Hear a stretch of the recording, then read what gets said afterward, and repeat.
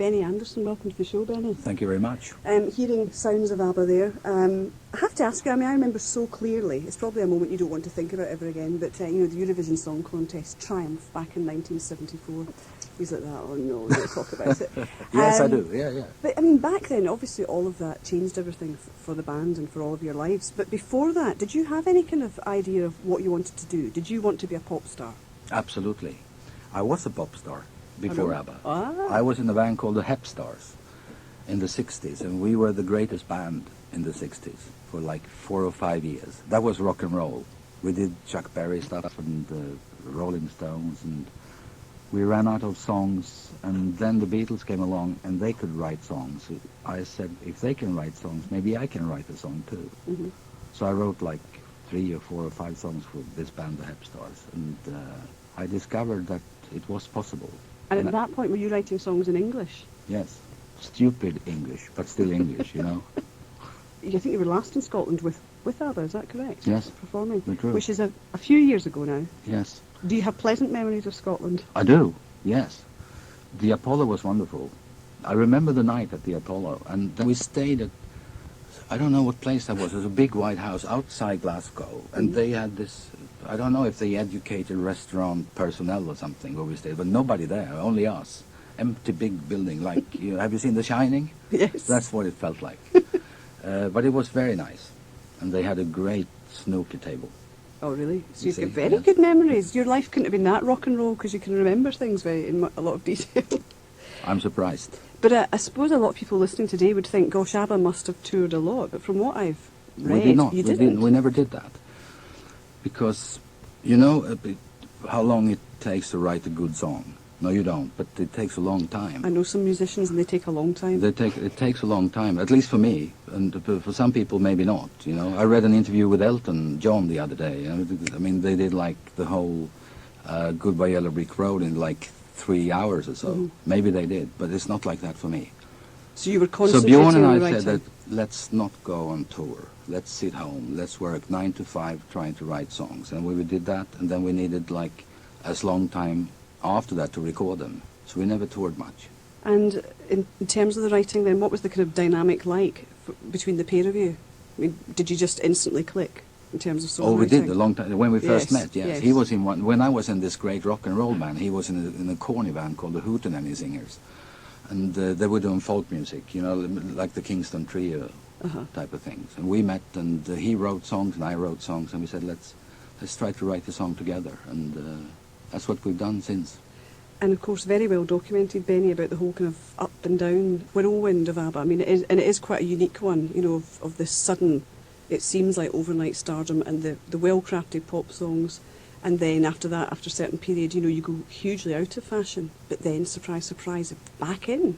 I don't understand why, I'm happy it happens. Mm-hmm. It's amazing that there are young people today that would like what we did then, like 25 years ago.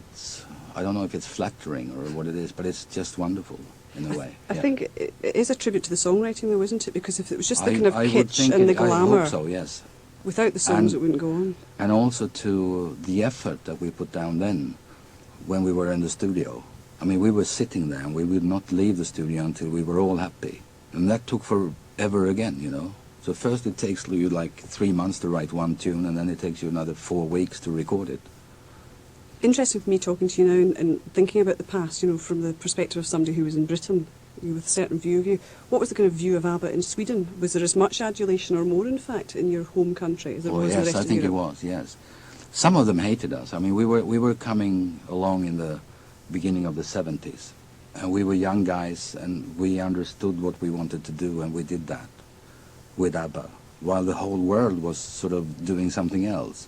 You had the Vietnam War, there were those demonstrations, and I didn't take part of that. And in a way I miss it, but on the other hand, if we hadn't done what we did, this would never have happened. Yeah. So it's not a regret, but things were happening in the world then that I'm a bit sort of embarrassed about not taking part in when I was young. I suppose there's never an But ideal you're scenario. young and you're forgiven, aren't you? Absolutely. How do you feel, sort of looking back on those years and realising how many years ago it is, for example, since you played in Glasgow with ABBA? I don't know. I don't know. It feels like, at the same time, a lifetime ago, and also it feels like it's last week, you know. Have you seen any of the tribute bands that are making a No, good I living haven't. out of No, I haven't. ABBA? This is interesting. Everyone asks me about those tribute bands, and they ask, what do you feel about that? I think it's wonderful. I think it's good fun. And I don't know why they do it, but it must, for the same reason as we still sort of exist, they do it, you know. Yeah. They like the tunes. Uh-huh. That's what I think. And how can you be against that? And absolutely no chance. I mean, there is no chance of ABBA reuniting, is there? The last I read, of course, is it true or not? $1 billion? Yes, That's obscene. that's obscene.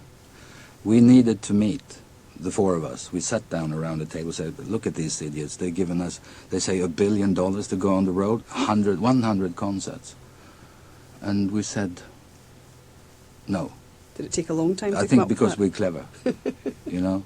But the thing is, when somebody offers you that kind of money, you can say, you can take half of that. You can build like 4 hospitals Yeah. in Kenya or something, you know, and then we keep the rest. So that's why we needed to talk about it. But Yeah. I think you have to do what you want to do. Like, I'm here with my band. Yeah.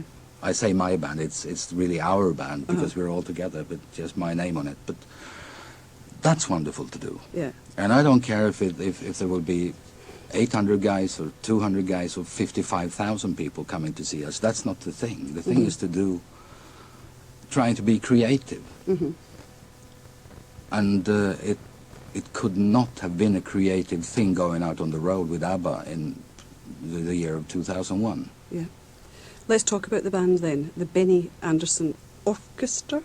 I've got the album here. The sleeve means notes band are all in in Swedish, Swedish. yeah. I like that. You're not making it, you know, it's just like, I'm going for it. It's in Swedish. So I'm trying desperately to understand, but it says Benny Anderssons Orkester, which strikes even me that it's Benny Anderssons Orkestra or band. And interesting, just a moment ago, you said that Bjorn had been in the kind of folk band. Yes. But in fact, you know, since you were a child, you were Yes. playing the accordion was in your Since family. I was 6 years old, yes. So it's been kind of infused in your soul as well. It has always been there. So this is actually very exactly what I feel about music in a way. Same with ABBA. I felt the same thing with ABBA, but then we wanted to be pop stars at that time. Mhm. And you were saying something about the Eurovision Song Contest, and I mean that's the corniest thing that ever existed in a way. But for us, being Swedish, nobody listened to us. We wrote songs, Bjorn and I, and we had this music publisher, and he would send out the songs we wrote, and nobody cared. 2 blokes from Sweden, I mean, who cares, you know? Lonnie Donegan recorded one song at one moment, and we were so happy. And this was like 1970 Yeah. or 71. So we said, what if we enter the Eurovision? Everybody's watching the Eurovision. What if we enter there, and what if we have a good tune, and maybe we can win it, and they will all know who we are. And I must say, I think Waterloo, that won that, is not a Eurovision song, you know? Well, I remember it's at the more time, like a sort of rock and roll than Eurovision. I remember And- being startled not only by Yeah. your appearance, the 4 of you, but by the song, because as you say, it was very un-Eurovision, Yeah. and it was very passionate. Yes, and we all look great. You looked fantastic. I'm sure you've still got those outfits. What do your children Yes, we think? do. What do your children think of the stills and the things that they must see reproduced in endless newspapers and magazines, and the look? I think that they like me, and I think that they're proud of their father. That's what I think. Yeah, and the 70s fashion. They just don't talk about Oh, it. they love that. Uh-huh. Oh, yes. The corny dresses. It's absolutely. back in fashion. Is it? It is. Not on me. Sad to say. Benny Andersson's my very special guest on the show today, and I wanted folk to listen to that and just think about it. Yes, we do. What do your children think of the stills and the things that they must see reproduced in endless newspapers and magazines, and the look? I think that they like me, and I think that they're proud of their father. That's what I think. Yeah, and the 70s fashion. They just don't talk about Oh, it. they love that. Uh-huh. Oh, yes. The corny dresses. It's absolutely. back in fashion. Is it? It is. Not on me. Sad to say. Now, I've got a lot to say about this album, but let's listen to a track, and I think we've kind of both decided that the opening track is probably a good introduction Yeah, yeah. to the album. Absolutely. I think it's better that you say what the name of the tune is, though. The name of that tune is Hardangervidda, which is Norwegian, actually, and not Swedish.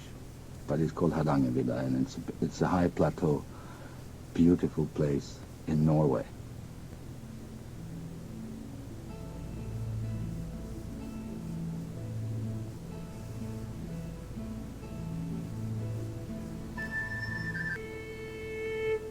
That was the opening track from Benny Anderssons Orkestra's CD, and it's called A Banger Vida. Yeah, not bad. Not bad. That's He had his good. head No, in his that's hands good. for a That's good. moment, but then I got the seal of approval. Benny Andersson's my very special guest on the show today, and I wanted folk to listen to that and just think about it and not say too much before it, but it strikes me, it's very obviously, it seems at the beginning for a Scot, there's a kind of Celtic feel here. I suppose it's not Is surprising. it? Yes, I don't know. Maybe it is. I think so with the instruments. I think that all folk music is related. It doesn't matter if it's Scottish, Irish, Swedish, Japanese, or maybe Japanese, that's another language, but, from South America, there is a relation, and I think it has to do with that there's a thing that you learn from your parents. You don't read it, you don't learn it. They teach you how to play the fiddle or the accordion or the flute. And you do the same thing as they did, and that's been going on for hundreds and hundreds of years. And the accordion and instrument very much in your family? Yes, absolutely. Your father yes. and grandfather? Yes. A difficult instrument for a wee boy to start learning, I would have imagined. It's quite a physical instrument, isn't it? And quite It's complicated. physical. That's the nice thing with it, by the way. Playing the accordion for like an hour, you're absolutely soaked, It's very physical, which is why it's wonderful in a way. Is that I play the piano. I'm really a piano player. Right. I'm actually quite bad accordion player. But you play it with the band? Yes, and they don't care. So they'll do the good stuff, and I just pretend that I'm as good as they are. Is playing the accordion a refreshing change for you, given that you spent so many years, I imagine, in the studio and programming and over desks and stuff like that? Yes, you're right. Because like coming to the Apollo with ABBA, you come in with lights and sound equipment and all that, and it's a big event. Yeah. 159 guys sort of working with the surroundings. And Yeah. in this case, I have my accordion. I have it on my shoulder, and I go up on stage, and you just play. You don't need lights, you don't need sound, you don't need anything. Maybe a little sound. Uh-huh. But it's very sort of away from big deals. Yeah. There's still quite a number of musicians on stage, so 15 musicians in the orchestra, including 5 fiddlers. Yes. That's quite a sound. I think so too. But this is the third record. We did one in 1987 and one in 1989. And a very popular band in Sweden. Yes. This album has been at number one. Number one in the charts, and I haven't been number one since Super Trooper. You see? That's fantastic. Not bad. Now, do you think it's because it's you and your band, and because you're such a high-profile musician, globally as well as in Sweden, or is there? And I don't know the answer at all.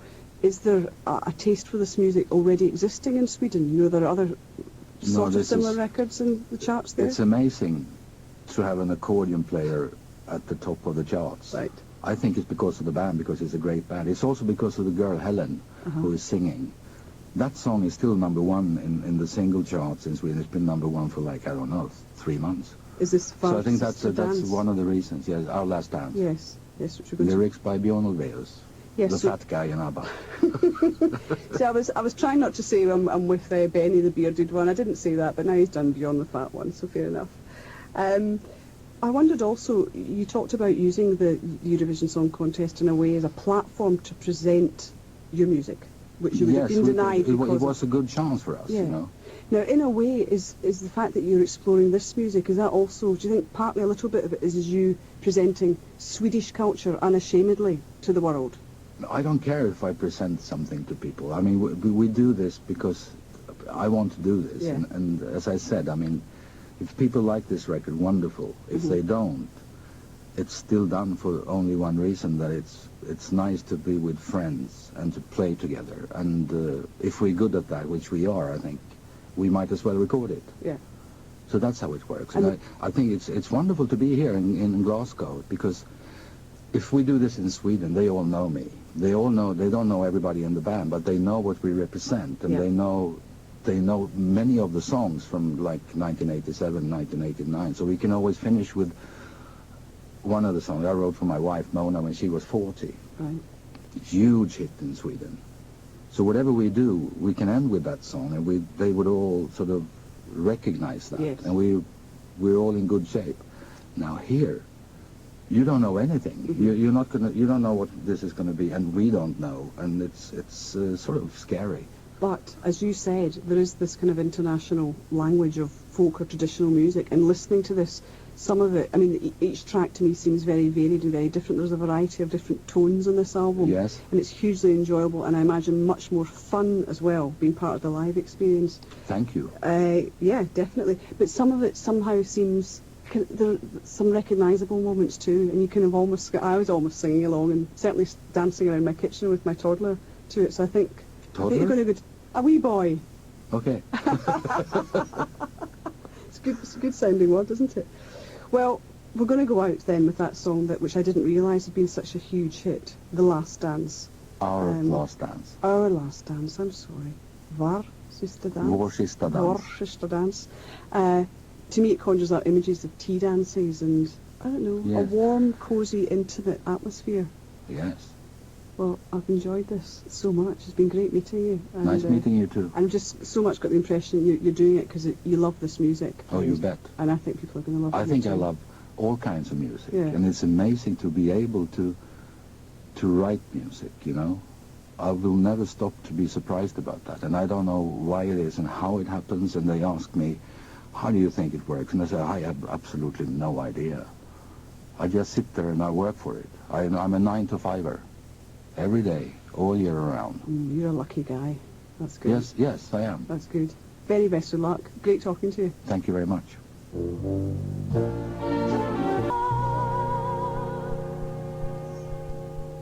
Well, I'm sorry, I am a complete sucker for this stuff. It's great. Wonderful voice there. Helen with an unpronounceable surname. And that was Our Last Dance from the Benny Andersson Orkester CD, which I would thoroughly recommend. It is just great. Very mellow stuff. Quite good for Christmas time coming up too. Janice Forsyth on Radio Scotland now. And guess what? It's time for us to go on those phone lines, because while I've been speaking there to Benny Andersson, the phones have been going mental.